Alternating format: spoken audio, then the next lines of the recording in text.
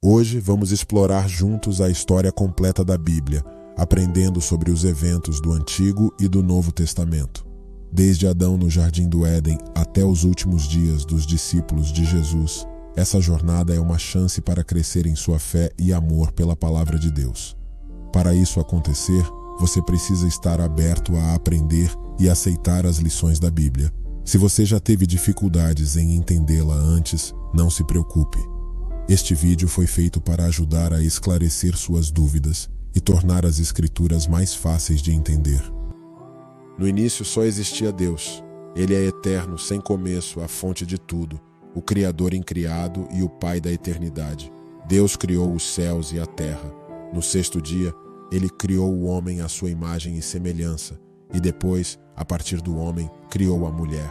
Adão e Eva eram perfeitos, puros e inocentes, vivendo em completa harmonia com Deus e desfrutando do jardim como uma bênção divina. Porém, eles cederam à tentação do pecado e, com sua queda, toda a humanidade foi afetada pela corrupção. Adão e Eva tiveram 2 filhos, Caim e Abel. Motivado pela inveja, Caim matou Abel, se tornando o primeiro assassino e fratricida da história. Mais tarde, nasceu Sete, de quem descendeu uma linhagem que se voltou para Deus. No entanto, a terra logo se encheu de maldade e violência. Deus decidiu purificar a terra, mas poupou Noé, um homem justo. Através do dilúvio, Noé, sua esposa, seus 3 filhos, Sem, Cão e Jafé, e suas esposas foram salvos na arca que eles construíram.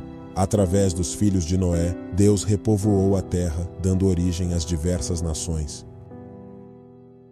Deus escolheu uma família para criar um povo que traria ao mundo o Messias prometido. Ele chamou Abrão de Ur dos Caldeus, que deixou sua terra natal para se tornar um viajante da fé, construindo altares a Deus pelas terras por onde passava. Abrão foi acompanhado por seu sobrinho Ló, que mais tarde se tornou o pai dos Amonitas e Moabitas. Quando Abrão deixou Harã aos 75 anos, Deus prometeu-lhe um filho, o filho da promessa, e que através dele todas as famílias da terra seriam abençoadas. Após 11 anos de espera, sem que a promessa se cumprisse, Sara, sua esposa, duvidando, ofereceu sua serva Hagar a Abrão. Dessa união nasceu Ismael, que se tornou pai de uma grande nação, o povo árabe, historicamente inimigo do povo de Israel.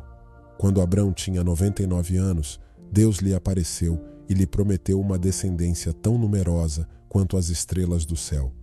Abraão recebeu a promessa de uma grande descendência, comparada às estrelas do céu e à areia do mar. Seu nome foi mudado para pai de uma nação numerosa, e foi-lhe predito que seus descendentes seriam escravizados por 430 anos. O filho prometido, Isaque, nasceu quando Abraão tinha 100 anos e Sara 90. Isaque casou-se com Rebeca, que foi curada da esterilidade e gerou gêmeos, Esaú e Jacó. Esaú tornou-se pai dos Edomitas, enquanto Jacó, depois chamado Israel, tornou-se pai dos israelitas. Jacó teve 12 filhos e uma filha.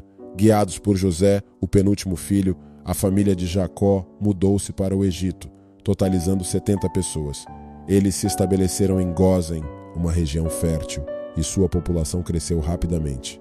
Depois de 400 anos no Egito, eles deixaram o país sob a liderança de Moisés, com cerca de 2 milhões de pessoas, incluindo 600 mil homens.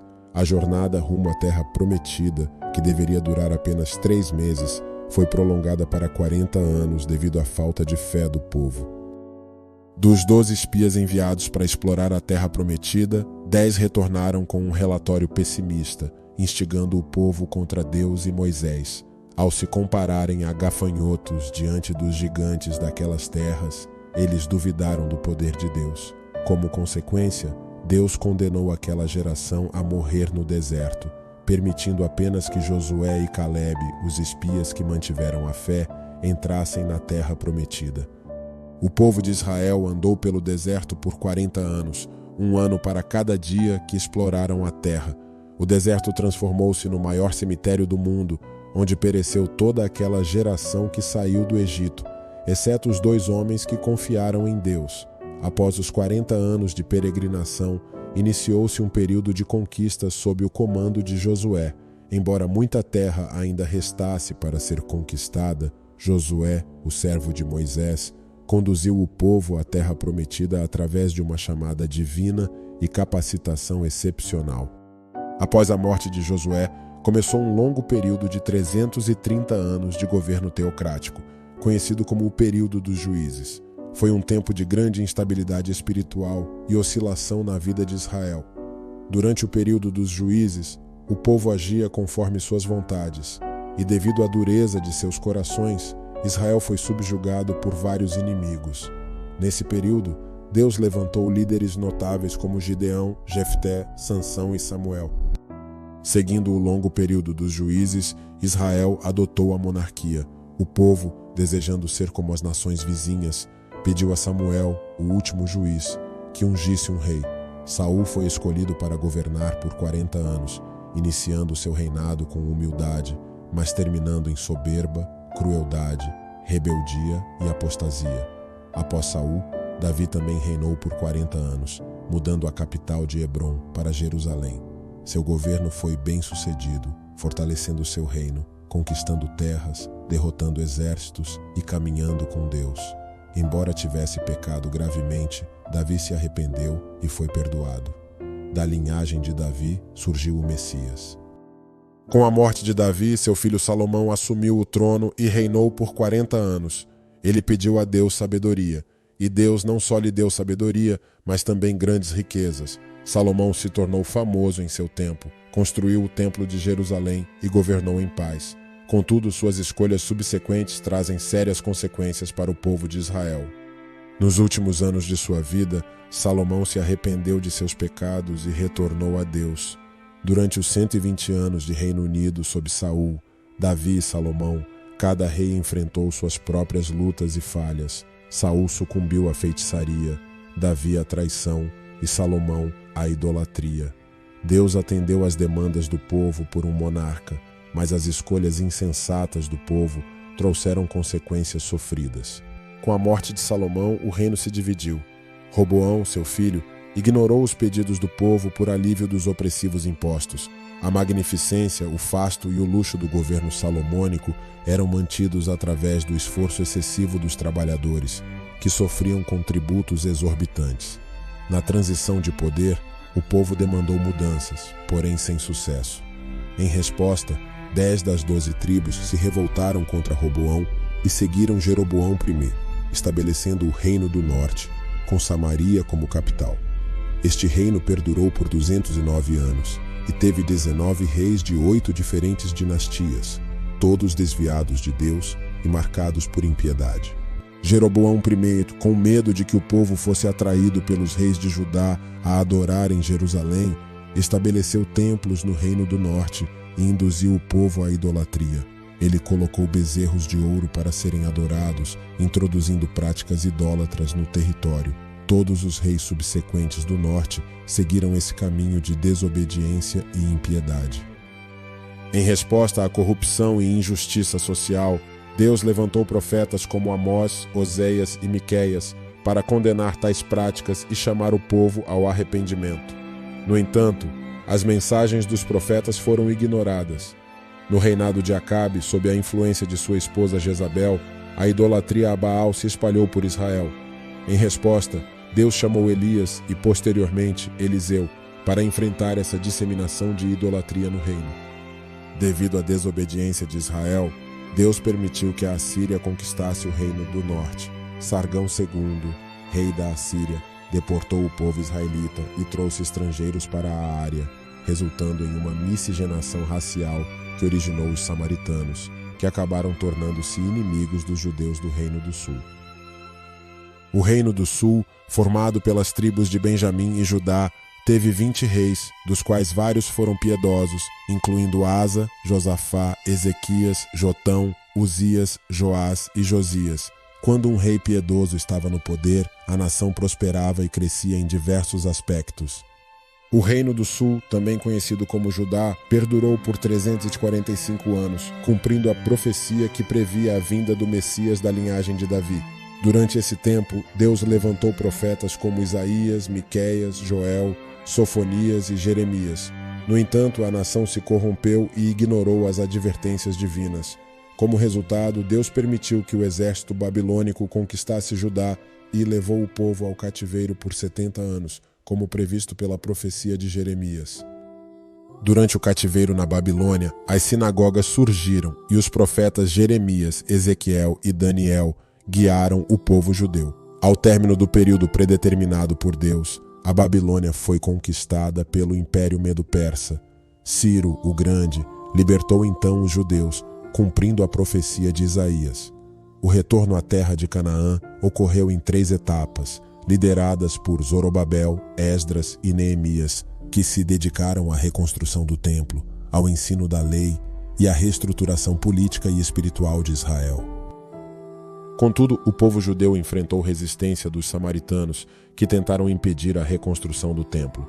Quando a proposta de parceria foi recusada, os samaritanos ameaçaram e acusaram os judeus de conspiração, o que resultou na suspensão da obra por 20 anos. Nesse período, o povo se desviou para seus próprios interesses, mas os profetas Ageu e Zacarias os chamaram para o arrependimento. Em resposta, o povo se arrependeu e retomou a reconstrução do templo com grande fervor, o que resultou em um significativo despertar espiritual. Cerca de 100 anos depois, uma nova geração surgiu em Israel. Embora continuassem a frequentar o templo e oferecer sacrifícios, o povo deixou de honrar a Deus, oferecendo animais com defeitos e menosprezando a mesa do Senhor.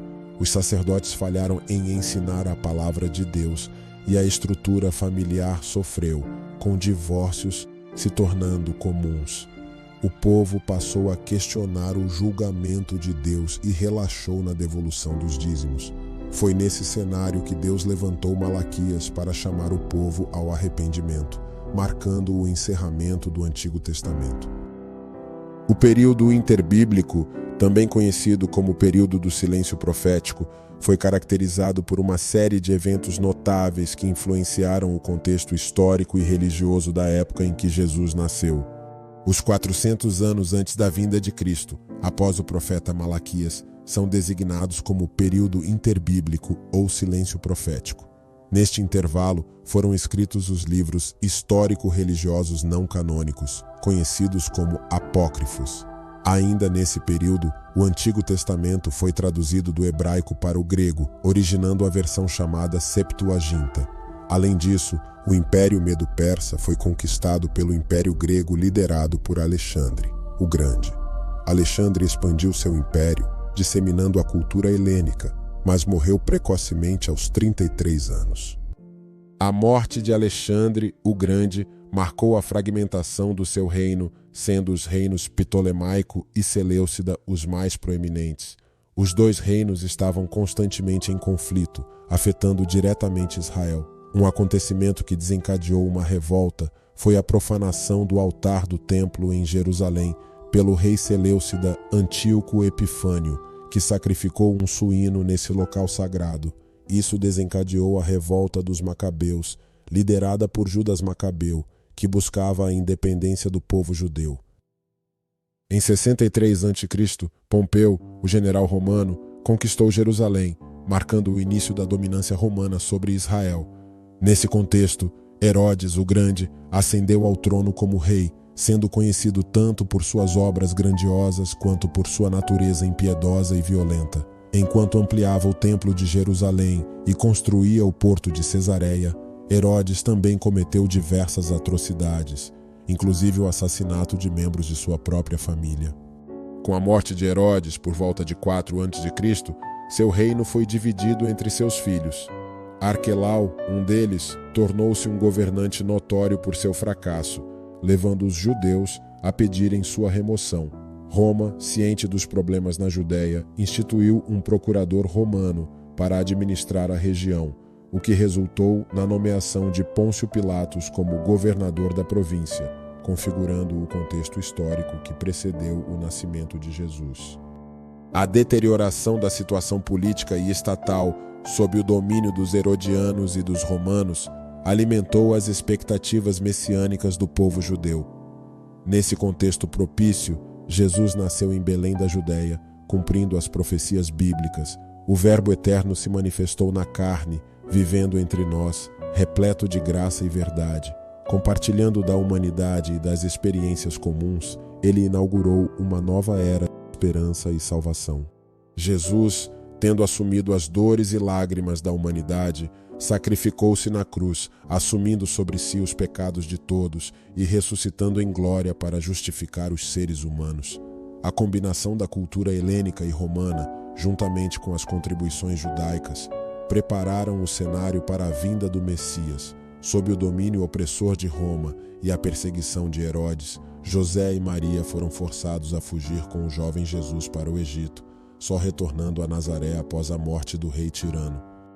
Em Nazaré, Jesus cresceu e, aos 30 anos de idade, iniciou seu ministério público, após ser batizado por João Batista no Rio Jordão.